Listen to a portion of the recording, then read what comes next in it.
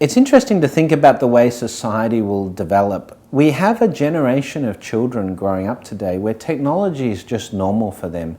In fact, Gen Y, Gen Z, as they're often classified, one author actually called this Generation Omega, the last generation, classifying them in this way because they're going to be defined by a new set of behaviours in terms of human behaviours that are quite unique. They've grown up in a world where technology is not new, technology is not representative change, it's just normal, it's infused in everything they do. They never get an encyclopedia off the wall to find out a reference about something historically or research something because Google can answer that question. They never have to take a phone off the wall to call their friends. They've got that instant access of communication through smartphone and messaging technologies.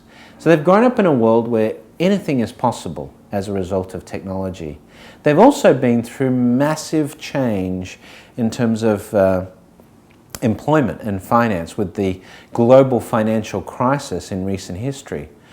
So this is a generation that thrives on change, is very comfortable with change.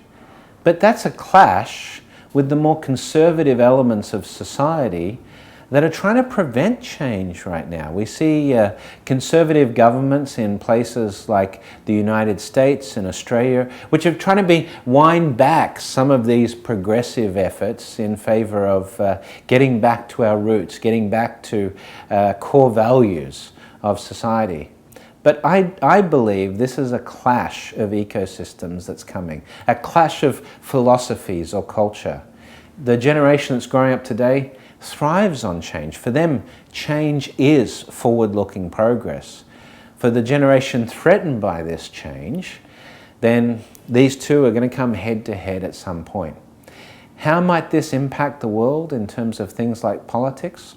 Well, we've seen the early pressure of this with the Arab Spring and other changes taking place, but social media has played a big role in politics in recent times. But here's the more interesting thing. Governance itself, the real question is, are humans good at and efficient and effective at governing other humans? And this question will be raised over the next 2 to 3 decades, particularly as artificial intelligence gets better at resource allocation than humans are. And if you think about the concept of a city, governing a city, is a mayor's office with all of that administrative infrastructure that comes with it going to be the most effective way of thinking about resource allocation and management of a city? Will humans be best at budgeting for this, or will AI start to take more of a role? Will we bring our own devices to voting in the future? Instead of going to voting stations, will we just vote on our TV or our phone or through our AI?